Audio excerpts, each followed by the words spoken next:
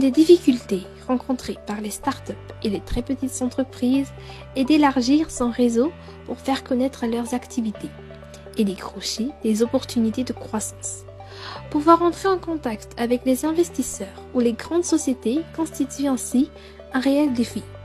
Les programmes d'aide aux startups et très petites entreprises mis en place par diverses institutions s'avèrent ainsi une aubaine pour ces entrepreneurs en quête d'opportunités. Non seulement elles appuient en termes de technicité et de compétences, mais permettent également d'entrer en relation directe avec des entités plus influentes sur le marché.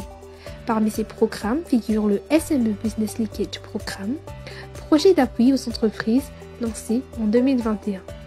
Ny SME Business Linkage Programme dia tetikasa izay vatsian'ny Banque africaine ho an'ny fampandrosoana eto Madagasikara. Io tetikasa io dia manampy orinasa madinika sy salatsalany mihoatra ny 300 teto Madagasikara amin'ny lafiny anankitelo. Lafiny voalohany lafiny Aratrikefa misy fiofanana izay narahan'ireo mpandraharaha ireo momba ny fitantanana ny orinasany. Lafiny faharoa Aralalambarotra misy fanentanana fitaovana napetraky ny SME BLP mba ahitan'ireo orinasa ireo lalam-barotra mba hifandraisany amin'ny orinasa hafa. Ny BLP Business Linkage Programme dia mametraka roy fifandraisana manelanelana ny orinasa madinika andaniny sy ny orinasa vaventy ankilany.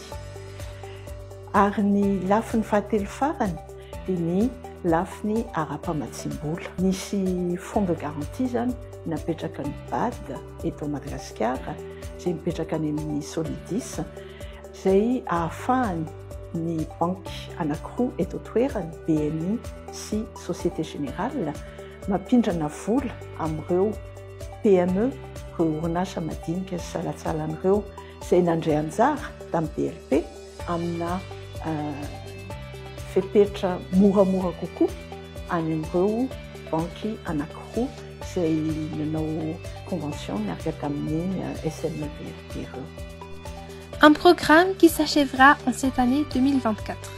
Le premier semestre se consacrera au suivi, à l'accompagnement et au coaching de ces plus de 300 bénéficiaires du programme. Tandis que les possibilités d'emprunt avec les banques partenaires, sous des conditions plus flexibles, continueront pour une durée de 5 ans encore. Enfin, toujours dans l'optique de faciliter les relations commerciales à Madagascar, le SME Business Linkage Programme lance sa plateforme numérique madabusinesslinkage.mg. Les plateformes numériques madabusinesslinkage.mg dia tambazotra izay ahafahan'ny orinasa rehetra eto Madagasikara mandray anjara. Mila misoratra anarana maimaimpoana izy io dia afaka zany ny mpandraharaha mitantana orinasa mandray anjara sy milaza hoe inona avy ny zavatra ataony, inona ny ataon'ny orinasany, inona ny vokatra ataony, inona ny akora tadiavana. Ahafahana io zany sady hitadiavana fournisseur no hitadiavana client. Toerana sehatra io zany io madabusinesslinkage.mg io izay ahitan'ny orinasa hafa ny zavatra ataon'ny orinasanao dia anjaranao zany no milaza mametraka an'izay fitaovana serasera mety ahafahan'ny orinasa hafa mahafantatra ny zavatra ataonao. Avec déjà plus de 160 entreprises inscrites, le site met ainsi en relation les entreprises à Madagascar.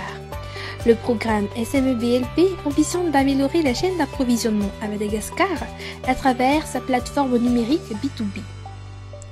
On peut y trouver les mises en relation de fournisseurs à clients, les ressources qui sont les outils et les fiches conseils adressés aux entreprises, les appels d'offres et les appels à manifestation d'intérêt, et enfin les dernières actualités qui sont regroupées dans le volet News et Médias.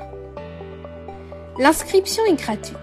Les entreprises voulant devenir membres devront présenter leur carte de numéro d'immatriculation fiscale ainsi que leur carte statistique.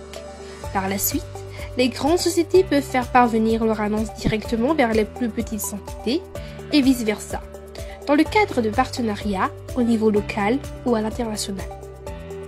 Mada Business Linkage offre alors une opportunité aux exportateurs certifiés d'élargir leur marché à travers ce réseau. Manentana ny orinasa rehetra eto Madagasikara manoratra anarana mametraka ny fitaovan-serasera momba ny orinasany eo amin'io tambazotra io.